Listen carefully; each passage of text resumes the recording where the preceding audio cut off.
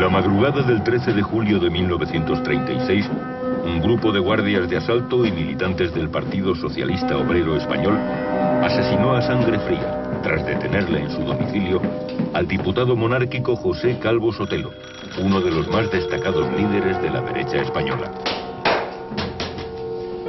¡Abran a la policía!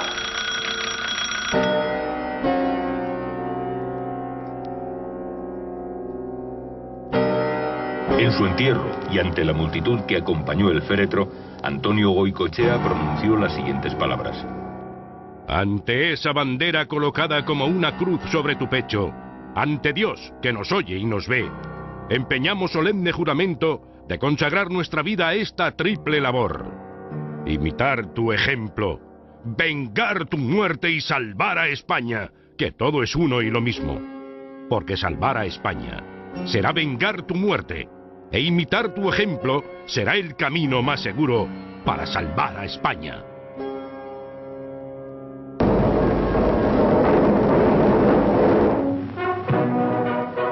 Cuatro días más tarde, comenzaba la Guerra Civil Española.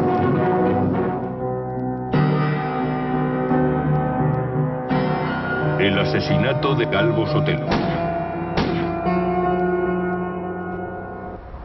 José Calvo Sotelo es, sin ningún género de dudas, uno de los políticos más notables de la primera parte del siglo XX. Procedente de las filas mauristas, siempre creyó en la necesidad de efectuar una revolución desde arriba, para que no fuera necesario hacerla desde abajo, y siempre creyó en que había que regenerar la vida pública local para permitir así regenerar la vida política española. En 1924 realizó un estatuto municipal que es la norma de gobierno más libre que han tenido los municipios en España, la que les ha dado más poderes, y en la que se contemplaba por primera vez el voto femenino. Ministro de Hacienda en la dictadura de Primo de Rivera, fue autor de un intento de reforma fiscal que contemplaba el impuesto progresivo, tal como se contempla hoy en el artículo 31 de la Constitución española. Asimismo, trató de que tributaran los privilegiados conforme a sus bienes, y eso dio lugar a la revuelta de los privilegiados que estuvo a punto de acabar con la monarquía. No obstante, todas estas facetas de su vida pública están hoy olvidadas ante el hecho de que José Calvo Sotelo fuera el jefe de la minoría monárquica en las Cortes de 1936 y que el 13 de julio del mismo año fuera sacado de su domicilio y asesinado por miembros de la Guardia de Asalto y militantes del Partido Socialista Obrero Español. Nombrado ministro de Hacienda en diciembre de 1925, con tan solo 32 años, su política se orientó de inmediato a combatir el fraude fiscal y a intentar conseguir que tributaran más quienes más tenían. El resultado fue una descomunal revuelta de los privilegiados contra el denominado ministro bolchevique, revuelta que estuvo a punto de dar al traste con la dictadura e incluso con la monarquía.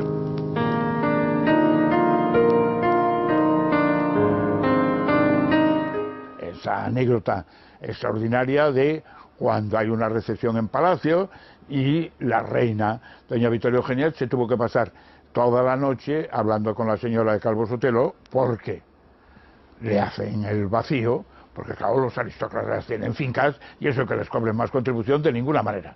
Y fue cuando se acusó incluso de que eran procedimientos soviéticos, etcétera, los de Calvo Sotelo. Y esto paraliza una acción porque fue una reacción violentísima.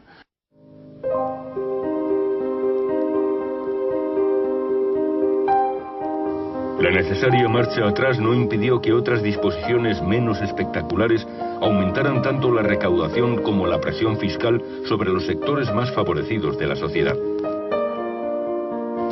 Años después, cuando publicó Mis servicios al Estado, Calvo Sotelo no ocultó sus temores de que el egoísmo de las clases conservadoras españolas pudiera llevar a un baño de sangre.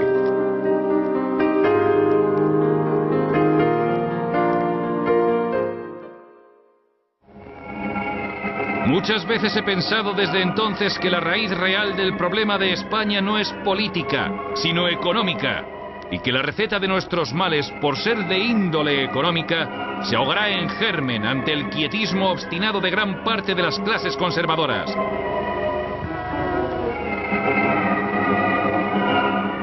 La incomprensión egoísta de multitud de ciudadanos pudientes puede depararnos días desastrosos, porque las aguas represadas se sueltan en torbellino cuando rompen la esclusa. Calvo Sotelo fue también un incansable impulsor de la banca pública especializada, creándose durante su mandato el Banco Exterior de España y efectuándose una reforma en profundidad del Banco Hipotecario y el Banco de Crédito Industrial. Con anterioridad, había impulsado el nacimiento del Banco de Crédito Local. Otra medida digna de destacar fue la creación del monopolio de petróleos CAMSA, lo que provocó el enfrentamiento del régimen con las grandes compañías petroleras. Fue un excelente ministro de Hacienda y que ha contemplado ya en el tiempo, etcétera, pues está detrás toda la financiación de la obra de la dictadura, que por otra parte pues desarrolla el conjunto de la economía española de una manera extraordinaria, etcétera. Y el muñidor, el que está detrás, pues es Calvo Sotelo.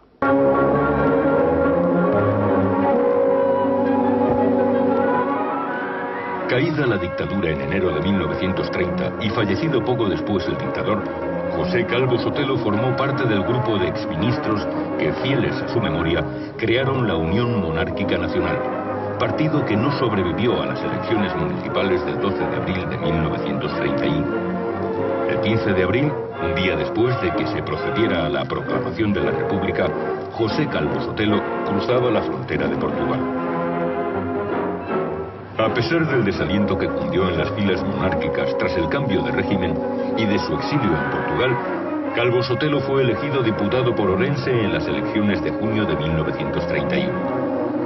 Esperaba que el acta de diputado le sirviera para regresar a España sin peligro de ser encarcelado, suerte sufrida por los ministros primorriveristas que no habían abandonado el país.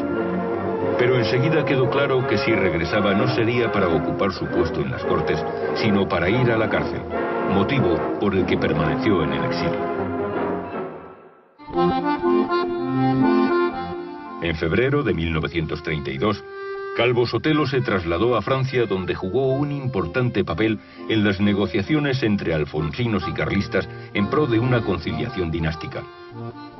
Sus relaciones con Alfonso XIII no fueron fáciles, pues aunque siempre defendió su figura, consideraba que si la monarquía había caído en 1931 era debido a una serie de defectos que había que corregir.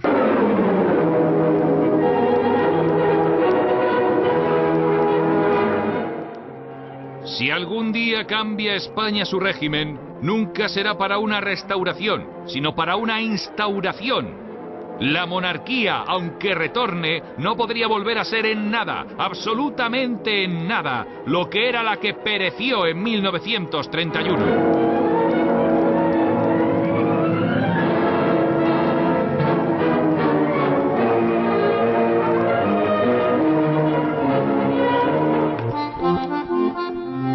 En Francia, Calvo Sotelo tuvo ocasión de conocer personalmente a Charles Maurras y los principales pensadores de Acción Francesa.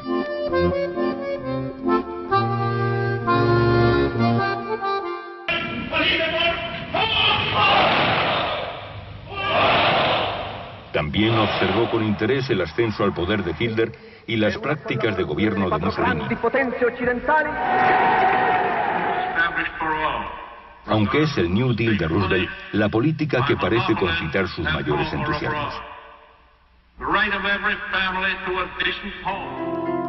En septiembre de 1933, Calvo Sotelo fue elegido miembro del Tribunal de Garantías Constitucionales por los colegios de abogados, pero tampoco en esta ocasión se le permitió regresar a España.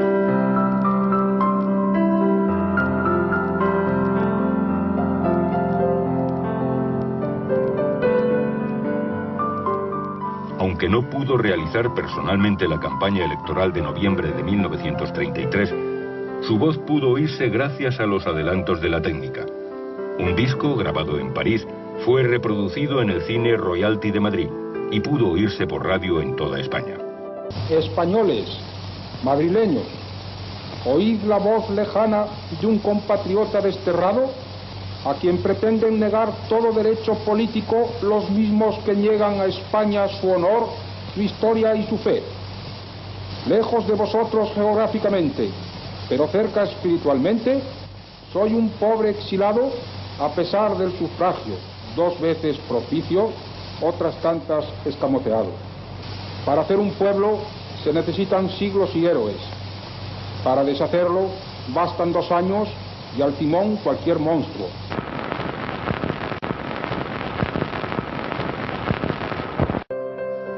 Pese a ser de nuevo elegido diputado en las elecciones de 1933, Calvo Sotelo tardó aún unos meses en volver a España, pues hubo de aguardar a que se concediera una amnistía. Finalmente pudo hacer su entrada en Madrid el 4 de mayo de 1934, dirigiéndose directamente al domicilio de su padre. Al haber permanecido más de 3 años fuera de España, la inserción de Calvo Sotelo en un puesto de primera fila dentro de la vida política española no resultaba fácil, pues como le dijera el diputado monárquico Pedro Sainz Rodríguez, tu situación es la de un cantante eminente que llega a una ciudad donde todos los teatros están alquilados.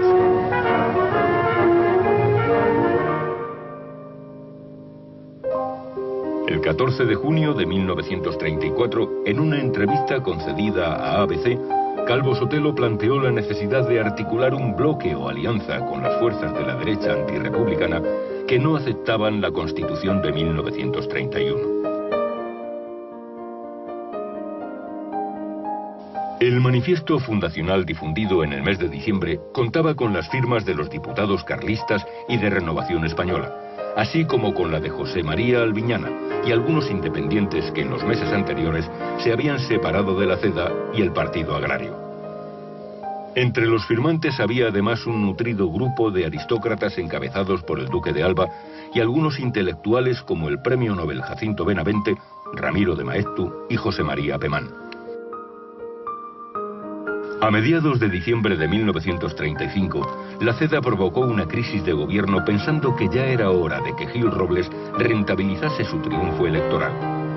Alcalá Zamora, sin embargo, no estaba dispuesto a entregarle el poder y encargó la formación de un nuevo gabinete a Portela Valladares, que ni tan siquiera era diputado. Su propósito era que Portela utilizara los recursos del poder para preparar y ganar unos nuevos comicios. Para ello necesitaba tiempo, pero no lo tuvo. El 2 de enero de 1936, Calvo Sotelo presentó en las Cortes una proposición contra el gobierno y otra contra el presidente de la República, que sabiéndose falto de apoyo parlamentario, no tuvo más remedio que disolver la Cámara y convocar elecciones para el 16 de febrero.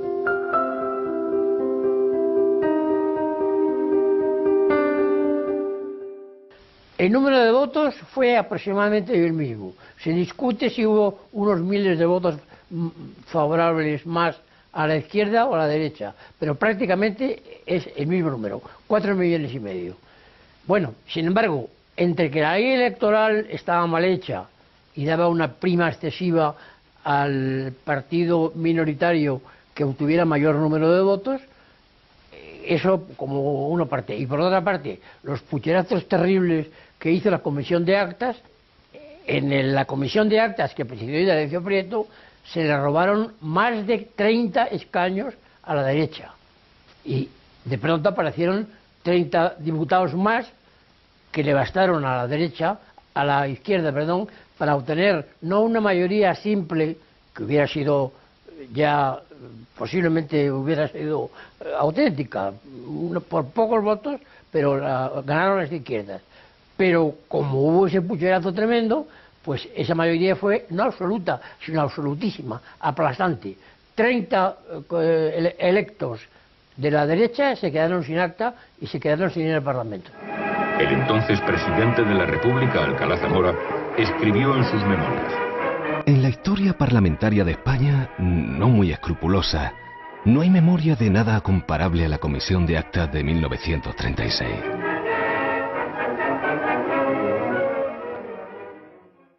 Ante las arbitrariedades de la Comisión de Actas, los diputados de las derechas decidieron abandonarla para no legitimarla con su presencia. Pese a ello, José Calvo Sotelo se presentó en las Cortes para defender su escaño, y lo hizo con tanta brillantez que los republicanos no se atrevieron a anularlo pese a las protestas de socialistas y comunistas.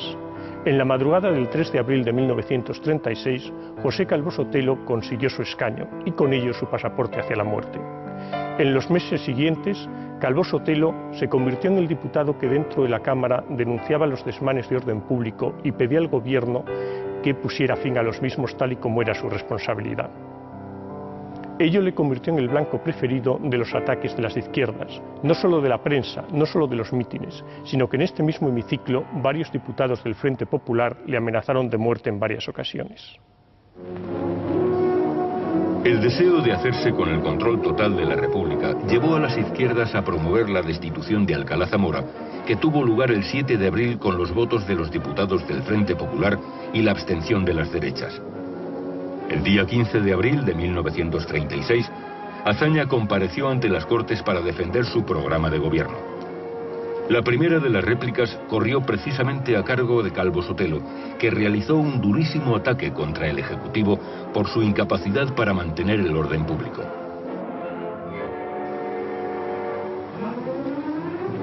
Que el desorden imperaba en España era algo evidente, y así lo reconocía Azaña en una carta escrita el 16 de marzo a su cuñado. Vamos cuesta abajo por la anarquía persistente de algunas provincias, por la taimada deslealtad de la política socialista en muchas partes, por las brutalidades de unos y otros, por la incapacidad de las autoridades, por los disparates que el Frente Popular está haciendo en casi todos los pueblos, por los despropósitos que empiezan a decir algunos diputados republicanos de la mayoría. No sé, en esta fecha, ¿cómo vamos a dominar esto?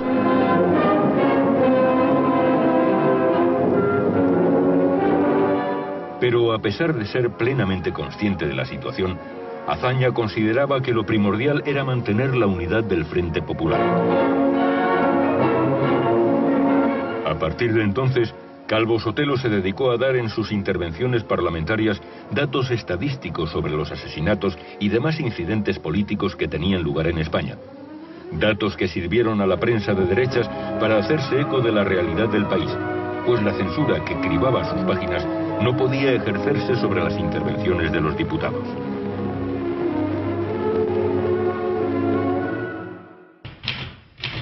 Centenares de personas de toda España escribían a Calvo Sotelo contándole los hechos que presenciaban y la persecución a la que eran sometidas. Nos vimos sorprendidos por un ataque a sangre fría. Ya estará enterado del vil asesinato de 2 empleados de esta compañía. Los que suscriben, católicos de Alcázar de San Juan, tenemos el atrevimiento de dirigirnos a usted. Y el otro, por ir acompañándole nada más. Estamos sufriendo con la gestora que nos gobierna. De los individuos de la Casa del Pueblo, que se dedicaron a cazar y matar. Entonces las cifras que yo he podido constatar irrebatiblemente y contrastada además con presas de derechas, de izquierdas, de una provincia y de otra, más o menos durante el Frente Popular hubo 454 asesinatos y 1.638 heridos más o menos graves. Repito lo de antes, solamente digo los que están contrastados con verdaderamente sus nombres y apellidos, no los que dice la prensa, se desconocen las causas o los móviles. Esto hay que añadirlos, bastante más, un 10, un 20, un 30%, cada cual lo que sea.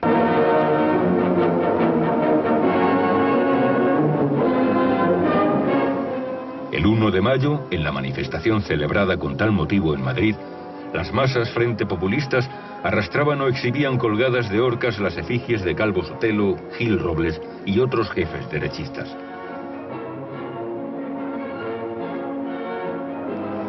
La situación de desgobierno empeoró con la elección de Azaña como presidente de la República, pues al frente del gobierno quedó Casares Quiroga, político que estaba muy lejos de tener la autoridad personal de que gozaba su predecesor. Por si fuera poco, en su discurso de investidura, Casares hizo un alarde de radicalismo y beligerancia izquierdista. El 16 de junio de 1936 tuvo lugar en las Cortes un duro enfrentamiento entre Calvo Sotelo y Casares Quiroga.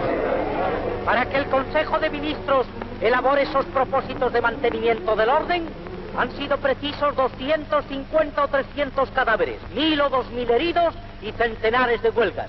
Por todas partes, desorden, pillaje, saqueo, destrucción.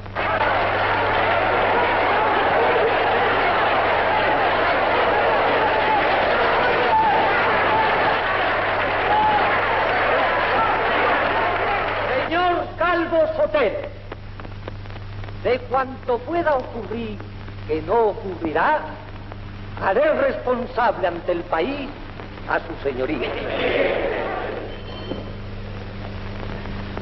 Mis espaldas son anchas. Yo acepto con gusto y no desdeño ninguna de las responsabilidades que se puedan derivar de actos que yo realice. Y las responsabilidades ajenas de mi patria y para gloria de España, las acepto también. Pues no faltaba más. Yo digo lo que Santo Domingo de Silos contestó a un rey castellano: Señor, la vida podéis quitarme, pero más no podéis. Y es preferible morir con gloria a vivir con vilipendio.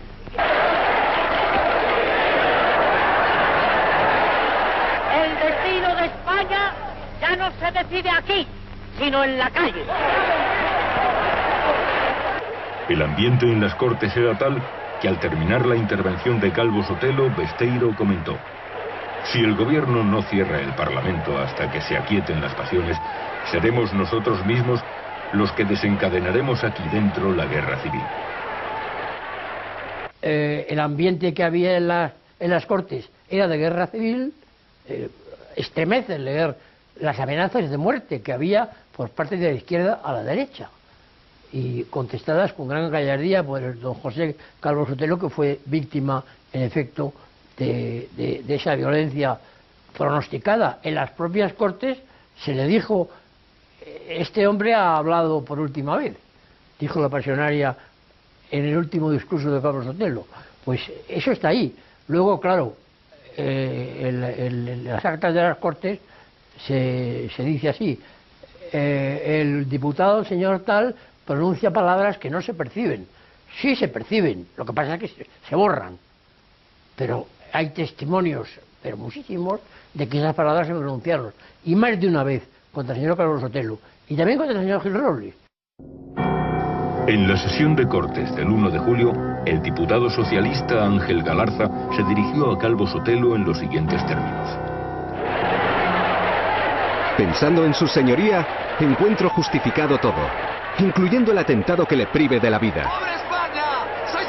Acto seguido se produjo en la sala un escándalo en el que se dejó oír la voz de la pasionaria gritando: hay que arrastrarlos.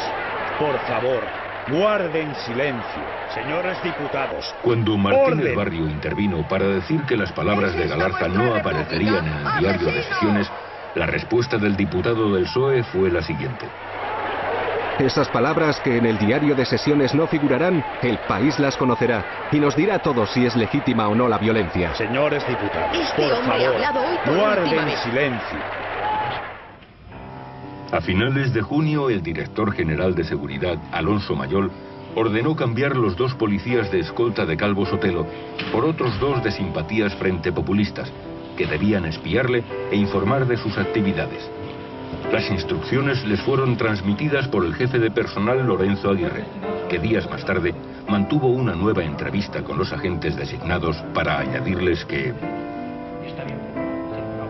en caso de ocurrir un atentado contra el señor Calvo Sotelo, si sucedía en sitio céntrico debían simular una protección, pero en realidad abstenerse de ayudar en nada, y si era en un descampado no solo no defenderle, sino rematarle o asesinarle, caso de que la agresión fracasara. Nuestra única orden es cumplir las órdenes.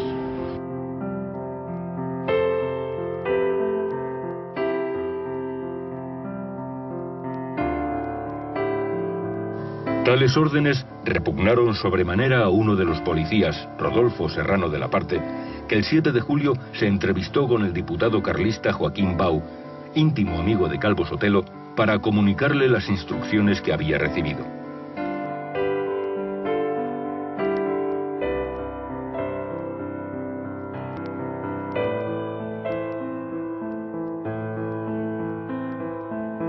Señor ministro.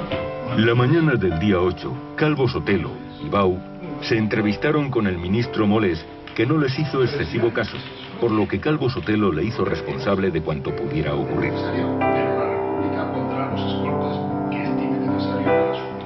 Se consiguió que al líder del bloque nacional se le asignara una nueva escolta, pero no elegida por él, sino por el gobierno.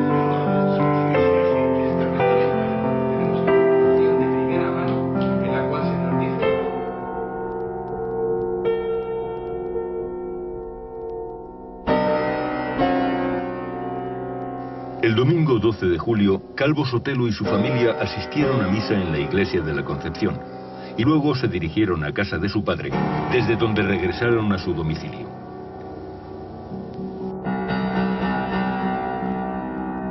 A las 9:30 de la noche de este mismo día, cuando se dirigía hacia su destino en el cuartel de Pontejos, fue asesinado el teniente de la Guardia de Asalto José Castillo. Castillo había participado en la Revolución Socialista de octubre de 1934 y había sido repuesto en su destino tras el triunfo del Frente Popular, distinguiéndose desde entonces por la brutalidad de sus métodos a la hora de reprimir a las derechas. En un clima de enorme tensión, varios de los oficiales de asalto del cuartel de Pontejos se trasladaron al adjunto Ministerio de Gobernación y pidieron al ministro que les facilitase una lista de activistas de Falange para proceder a su detención. Sobre las 2 de la madrugada empezaron a salir del cuartel camionetas repletas de guardias de asalto y militantes del PSOE. Si ya esto era bastante irregular, más lo era aún que la última de estas camionetas, la número 17, no fuera al mando de un oficial de asalto, sino de un capitán de la Guardia Civil, Fernando Condés. Un Fiat abierto, con varios oficiales de asalto, no tardó en seguir a la camioneta que enfiló rápidamente en dirección al número 89 de la calle Velázquez, residencia de José Calvo Sotelo. Otra camioneta salió hacia la casa de Gil Robles, al que no pudieron detener por hallarse en Francia. Tras identificarse ante los guardias encargados de la vigilancia nocturna de Calvo Sotelo, Condés y varios de sus acompañantes subieron a su casa.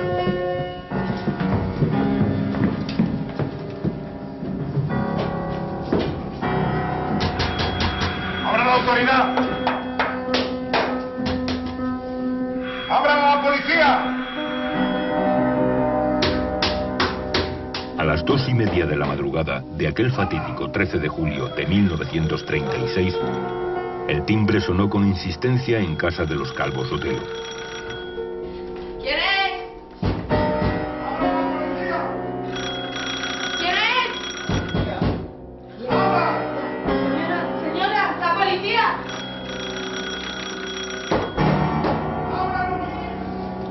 ¡La policía! Tenemos órdenes de la Dirección General de Seguridad. ¡Abran! ¡Abran a la policía!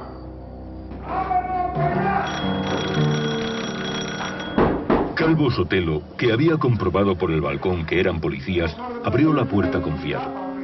La actitud y el tono de voz de los que entraron era inflexible pero comedida. Nos va a poner inmunidad parlamentaria. No te vamos a obedecer órdenes. Me llevaré al Ministerio de la Gobernación. La vivienda fue invadida por el grupo con el pretexto de simular un registro, colocándose junto a las puertas, impidiendo que se hicieran llamadas telefónicas y vigilando a todos.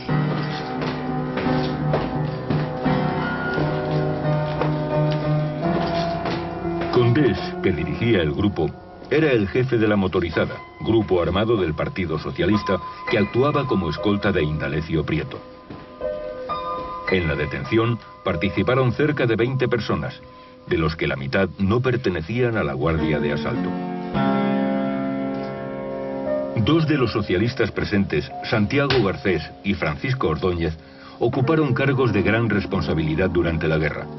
Otro, Luis Cuenca, era un guardaespaldas de confianza de Indalecio Prieto, mientras que José del Rey servía en la escolta de Margarita Nelken.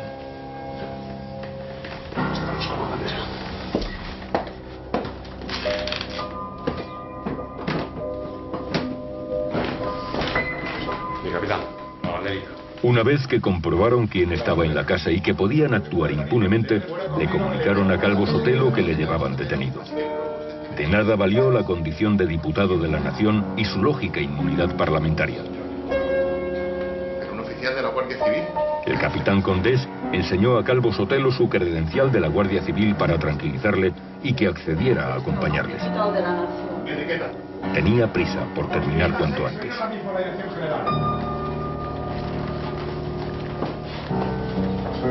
Ante la determinación de los asaltantes y la negativa de permitirle telefonear a la Dirección General de Seguridad para confirmar las órdenes, Calvo Sotelo regresó a su habitación para vestirse, sin que le dejaran ya solo ni un minuto.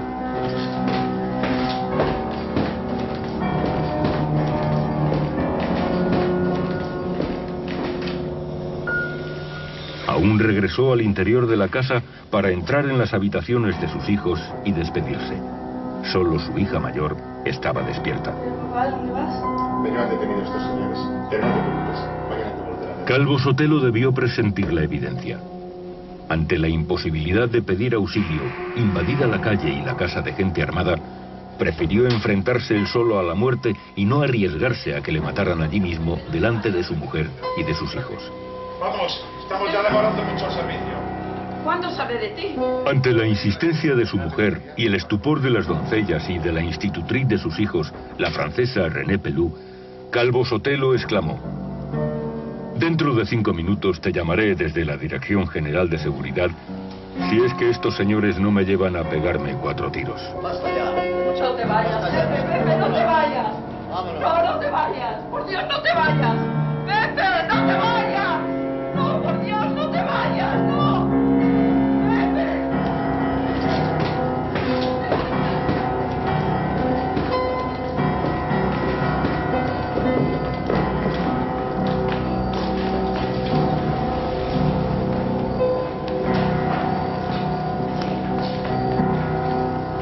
De lo ocurrido a partir del momento en que Calvo Sotelo entró en la camioneta, tenemos el relato de un testigo presencial.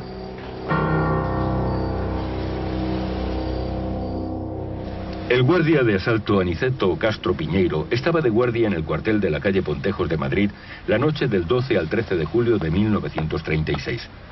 A medianoche vio llegar de paisano al capitán de la Guardia Civil Fernando Condés junto con varios pistoleros habituales de la escolta del socialista Indalecio Prieto. A las 2 de la madrugada, junto con varios guardias y el grupo de civiles, salieron en la camioneta número 17 en dirección a la calle Velázquez de Madrid. Tardaron un cuarto de hora, escasamente. Bajaron acompañados del señor Calvo Sotelo, quien vestía un traje gris y daba muestras de una absoluta tranquilidad. Le ordenaron que subiera y ocupó el tercer banco de la camioneta. Al sentarse dijo: «Vamos a ver qué es lo que quieren». Luego, antes de arrancar el coche, preguntó: «¿Y el capitán?». «Aquí estoy», contestó Condés. Emprendimos la marcha sin que nadie pronunciara una sola palabra. El chofer debía tener instrucciones concretas, pues seguía un itinerario sin que nadie le advirtiera nada.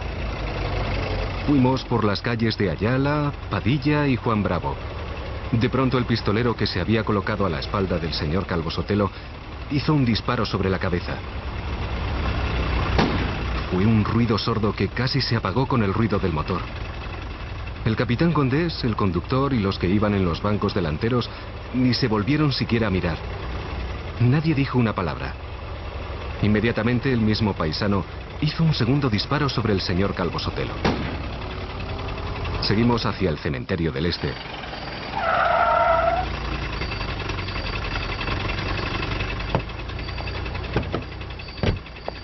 El capitán y el guardia rey descendieron y hablaron con los guardias del cementerio. Nos mandó sacar el cadáver y allí lo dejamos, en el suelo, junto a la entrada.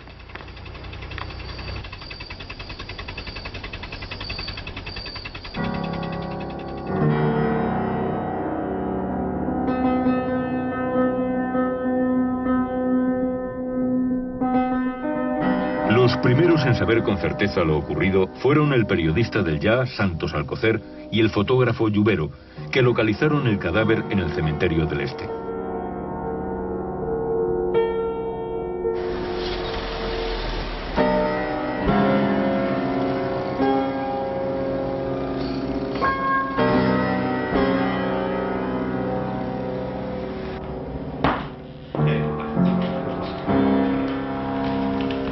embargo, horas antes de que la prensa, el gobierno o los partidarios de Calvo Sotelo supieran su suerte, lo ocurrido había sido ampliamente difundido en las filas socialistas.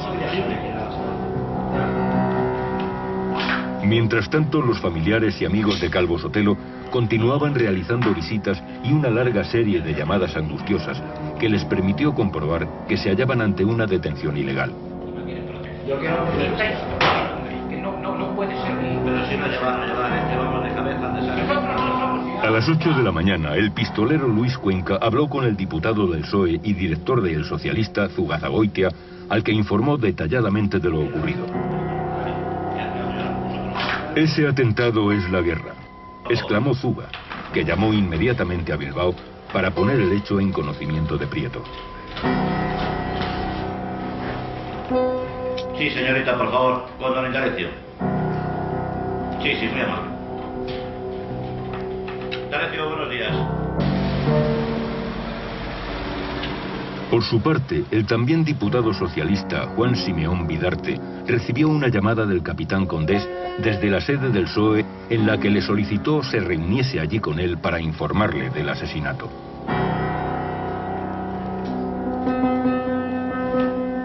Condés siguió moviéndose por Madrid con la mayor tranquilidad, por lo que un par de días más tarde coincidió con Indalecio Prieto junto a la redacción de El Socialista.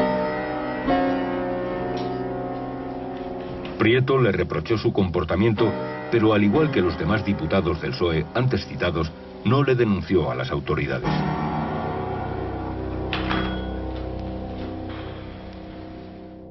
Bueno, yo recuerdo ese día.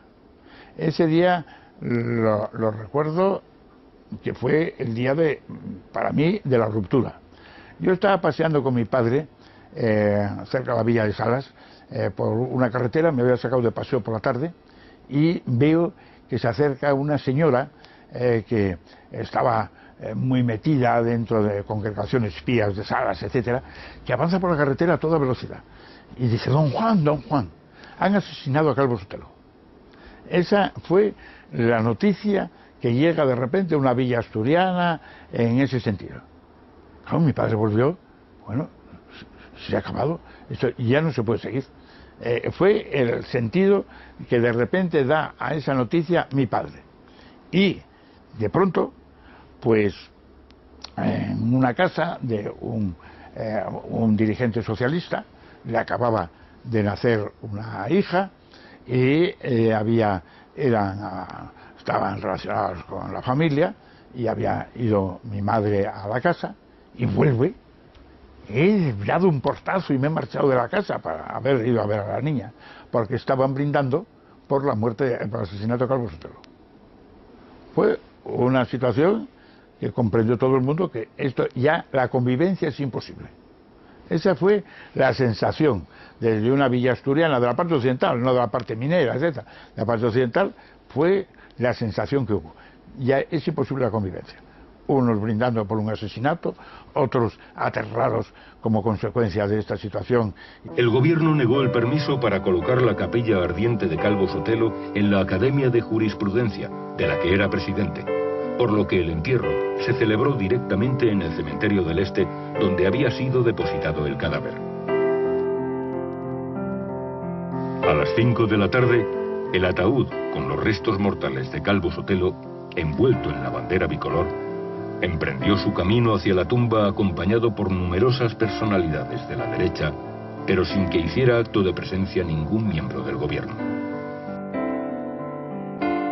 Terminado el entierro, algunos de los asistentes trataron de manifestarse, pero fueron disueltos a tiros por la Guardia de Asalto, contabilizándose 5 muertos y 34 heridos.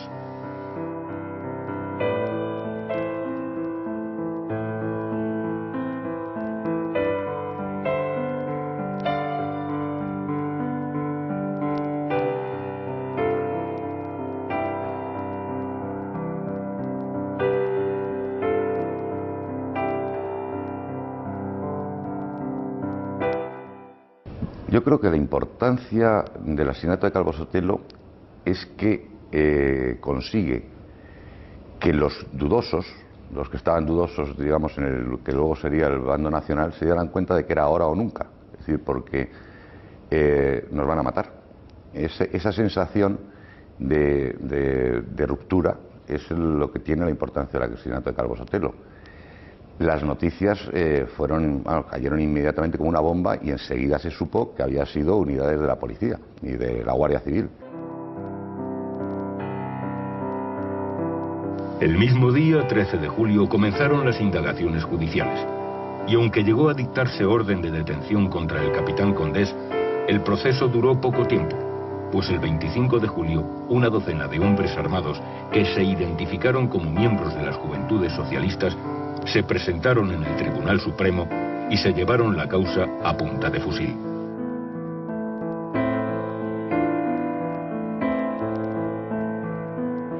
El general Franco no se había estado en Canarias, el comandante general no se había decidido todavía a levantarse.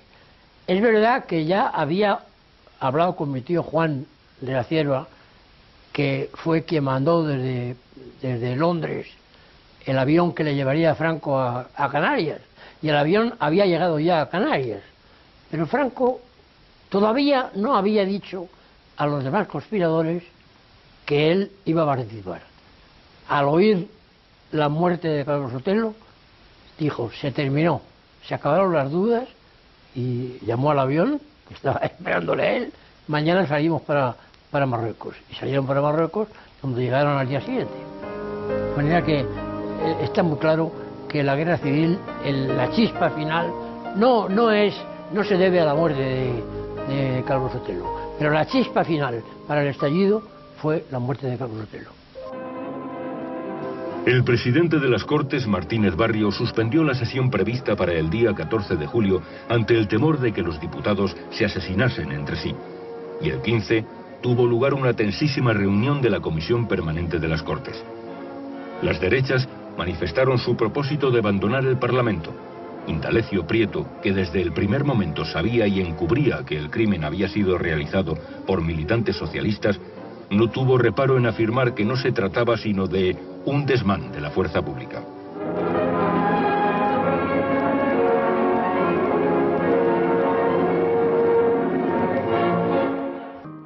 Yo creo que aquel es el ejemplo brutal del fracaso político del régimen republicano y del gobierno del Frente Popular, que necesita acabar con la presencia física del rival político porque está desbordado por la situación.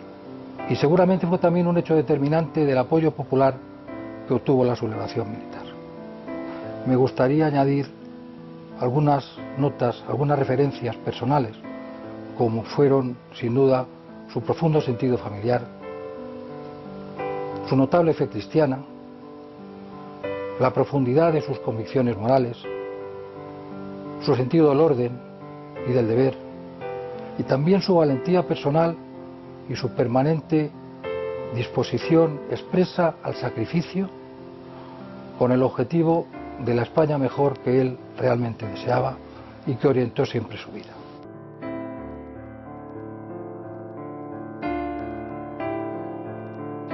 El funeral de José Calvo Sotelo fue el funeral de la Segunda República. Aunque la conspiración contra el Frente Popular había comenzado varios meses antes, lo cierto es que muchos de los implicados parecían esperar una señal del gobierno para no tener que sublevarse. Solo así se explica que un ayudante del general Godez fuera a visitar Azaña y que el general Franco mandara una carta a Casares Quiroga, ministro de la Guerra, contándole el malestar que existía en el ejército. El asesinato de José Calvo Sotelo, por miembros del Partido Socialista Obrero Español, el más importante de los partidos que conformaba el Frente Popular, efectuado bajo la protección de miembros de la fuerza pública, los mismos que debían haber protegido la vida del diputado monárquico, era algo impensable en cualquier régimen democrático. Parecía llegado el momento de una reacción gubernamental para implantar el orden, pero no fue así. Los únicos centros que se clausuraron tras el asesinato de Calvo Sotelo fueron los centros de Renovación Española, es decir, del propio partido en el que él militaba. A partir de este momento parecía muy claro que las derechas no podían esperar ningún amparo del gobierno frente populista, y así se haría realidad una profecía lanzada por Gil Robles en un tensísimo debate en las Cortes: media España no se resigna a morir. 4 días más tarde, el 17 de julio de 1936, comenzaba la Guerra Civil Española.